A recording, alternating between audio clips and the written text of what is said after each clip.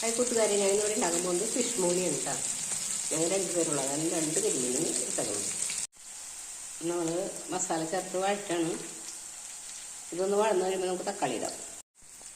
നമ്മുടെ മീനിവിടെ പകുതി മുക്കാൽ വേവം വേവിച്ചെടുക്കണം കേട്ടോ.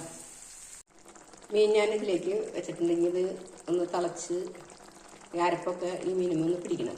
അതിനുശേഷം നമുക്കിതിലേക്ക് 1 പാൽ ഒഴിക്കാം.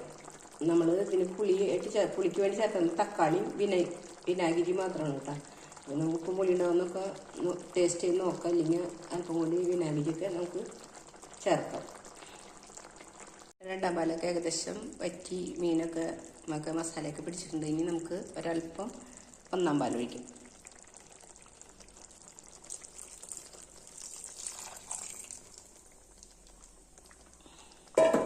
ഇതൊന്ന് ചൂടായി വന്നാൽ നമുക്കിത് തീ ഓഫ് ചെയ്യാം കേട്ടോ.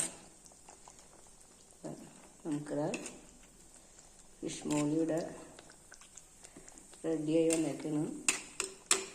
നിങ്ങളെല്ലാവരും ഒന്ന് ട്രൈ ചെയ്ത് നോക്കണം കേട്ടോ. നല്ല ടേസ്റ്റാണ്. അധികം പുളിയും അധികം എരിവൊന്നും ഇല്ലാത്ത നല്ലൊരു ഫിഷ് മോളി.